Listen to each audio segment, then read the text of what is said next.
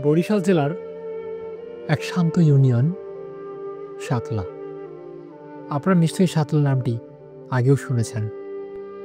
লাল শাপলার জন্য এই বিল বিখ্যাত। শুকনো মৌসুমে সাতলা বিলের অপরূপ সৌন্দর্য দেখার জন্য আপনাদের নিয়ে আজ সাতলা যাচ্ছি। শুরুটা ছিল এক মেঠো সকালে। পেছনে ছুটছিল আমার ছায়া, আর আমি ছুটছিলাম গ্রামের দিকে মোটর বাইকে চড়ে।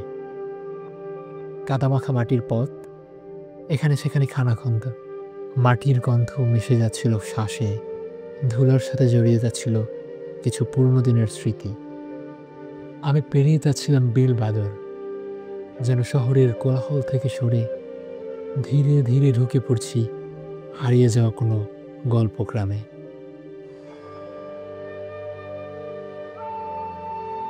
যে বিলগুলো একসময় বর্ষার রক্তিম লাল শাপলায় ঢেকে যেত, সেখানে এখন সোনালি ধান দুলছে বাতাসে, শাপলার জায়গায় ফসলের হাসি। প্রকৃতি যেন নিজের রং বদলে নতুন গল্প শোনায় প্রতিদিন।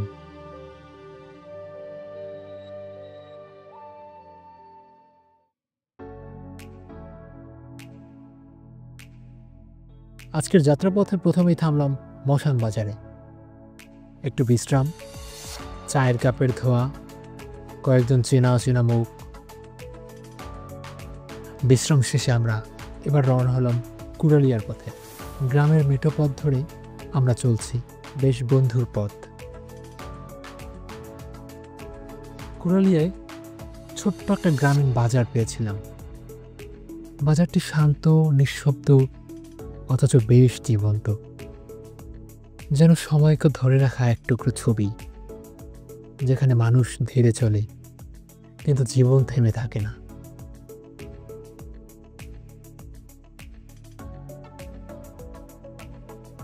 এরপরে আরও কত শত চড়াই উতরাই পেরিয়ে অবশেষে আমি পৌঁছলাম সাতলায়। প্রথমে গিয়েছিলাম সাতলা স্কুলে। ভবনগুলো ছিল ছিমছাম, তবে দৃষ্টিনন্দন ডিজাইনের। প্রাচীর ঘেরা মাঠ, দেখতে ভালোই লাগে। মাঝে এক বিশাল সুউচ্চ রেইন ট্রি গাছ।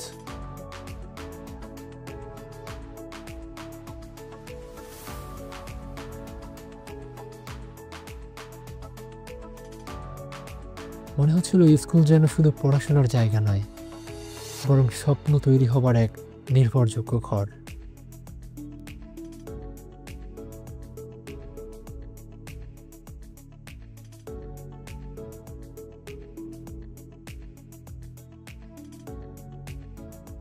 তারপর পা রাখলাম সাতলা সেতুতে, যা কচা নদীর উপর দাঁড়িয়ে বদলে দিয়েছে গোটা এলাকার যোগাযোগ ব্যবস্থা।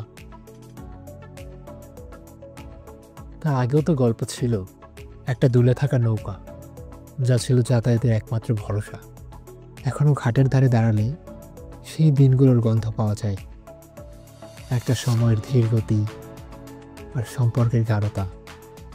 সবশেষে সাতলা বাজার, ছোট্ট বাজার, নদীর ধারে, চেনা অচেনা মুখ, হাসি মাখা বিক্রেতা, আর আশেপাশে ছড়িয়ে থাকা নিঃশব্দতা। মনে হচ্ছিল এটা শুধু বাজার নয়, এটা এক একটা মানুষের গল্পের ঠাঁই। এই ছিল আমার সাতলা ভ্রমণ।